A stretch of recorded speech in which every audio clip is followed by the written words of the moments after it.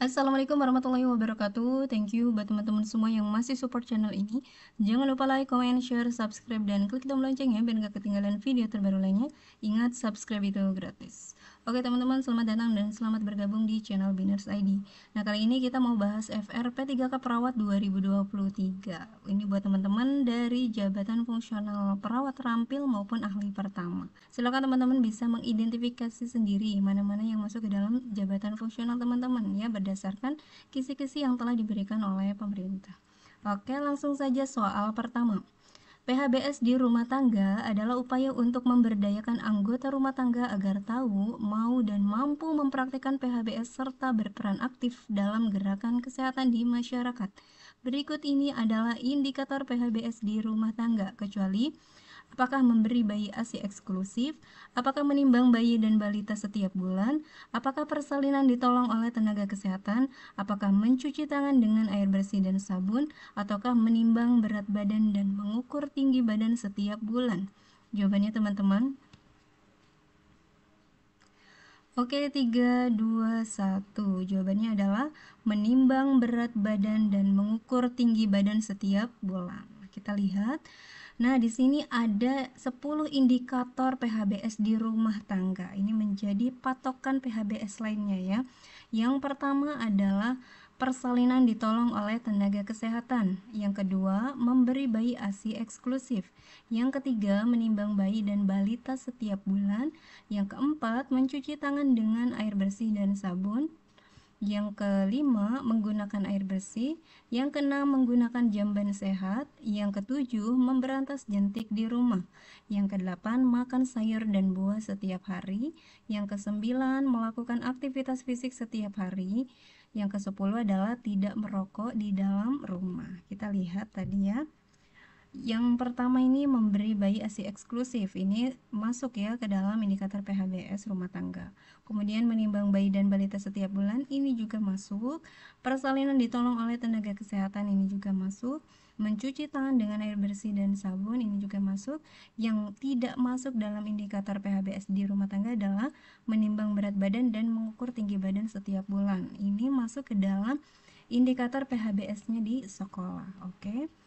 Nah, soal kedua, PHBS di sekolah adalah upaya meningkatkan kemampuan peserta didik, guru, dan masyarakat lingkungan sekolah agar mandiri dalam mencegah penyakit, memelihara kesehatan, menciptakan dan memelihara lingkungan sehat, terciptanya kebijakan sekolah sehat, serta berperan aktif dalam meningkatkan kesehatan masyarakat sekitarnya. Berikut ini adalah indikator PHBS di sekolah, kecuali apakah mencuci tangan dengan air bersih mengalir dan sabun, apakah mengkonsumsi jajanan warung atau kantin sekolah, apakah menggunakan jamban yang bersih dan sehat, apakah olahraga yang teratur dan terukur, apakah menggunakan air bersih. Jawabannya teman-teman. Oke, 3, 2, 1. Jawabannya adalah yang menggunakan air bersih. Ya, kita lihat dulu, ini ada 8 indikator PHBS di sekolah, yaitu yang pertama mencuci tangan dengan air bersih mengalir dan juga menggunakan sabun, kemudian mengkonsumsi jajanan di warung atau kantin sekolah, ini karena lebih higienis ya.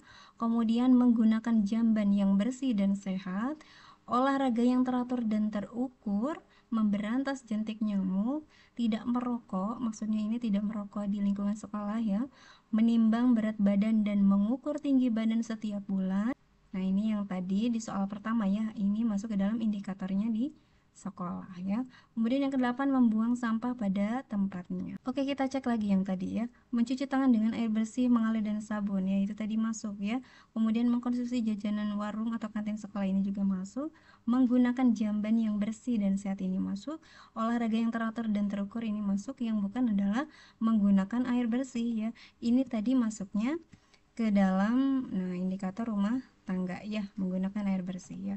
Kalau di sekolah itu nggak pakai indikator menggunakan air bersih, tetapi mencuci tangan dengan air bersih itu pakainya ya. Oke, lanjut soal ketiga. PHBS di institusi kesehatan merupakan upaya untuk memberdayakan pasien, masyarakat pengunjung, dan petugas agar tahu, mau, dan mampu untuk untuk mempraktekkan perilaku hidup bersih dan sehat, serta berperan aktif dalam mewujudkan institusi kesehatan yang sehat dan mencegah penularan penyakit di institusi kesehatan. Berikut ini adalah indikator PHBS di institusi kesehatan, kecuali apakah persalinan ditolong oleh tenaga kesehatan, apakah menggunakan air bersih, apakah menggunakan jamban, apakah membuang sampah pada tempatnya, atau tidak merokok di institusi kesehatan. Jawabannya teman-teman.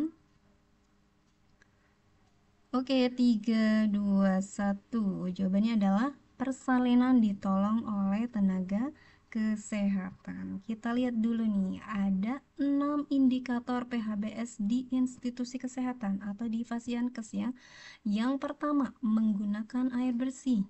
Yang kedua, menggunakan jamban. Yang ketiga, membuang sampah pada tempatnya. Yang keempat, tidak merokok di institusi kesehatan. Yang kelima, tidak meludah sembarangan. Dan yang keenam adalah memberantas jentik nyamuk. Maka yang tidak termasuk indikator PHBS di institusi kesehatan adalah persalinan ditolong oleh tenaga kesehatan ya. Ini tadi masuk ke dalam indikatornya PHBS di rumah tangga ya. Jadi jawabannya itu. Oke, lanjut soal berikutnya. PHBS di tempat-tempat umum merupakan upaya untuk memberdayakan masyarakat pengunjung dan pengelola tempat-tempat umum agar tahu, mau, dan mampu untuk mempraktekkan PHBS dan berperan aktif dalam mewujudkan tempat-tempat umum yang sehat.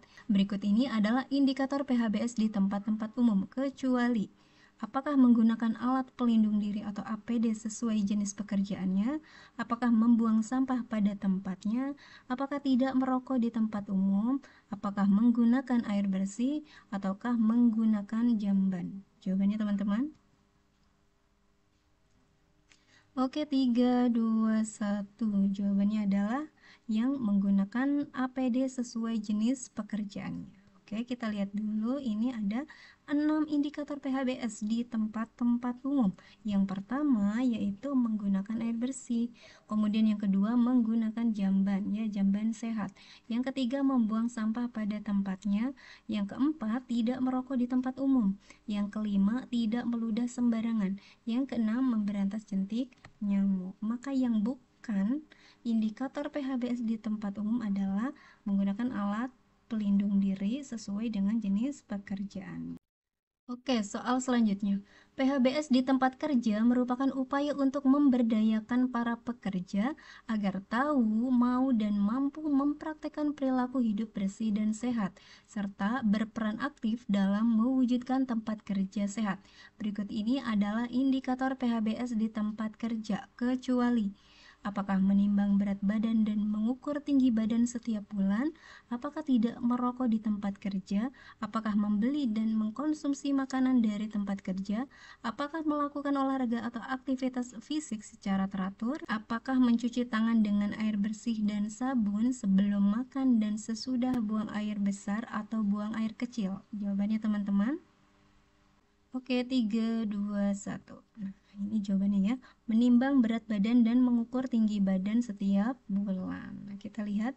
Ini ada 9 indikator PHBS di tempat kerja. Yang pertama, tidak merokok di tempat kerja. Yang kedua, membeli dan mengkonsumsi makanan dari tempat kerja. Yang ketiga, melakukan olahraga atau aktivitas fisik secara teratur.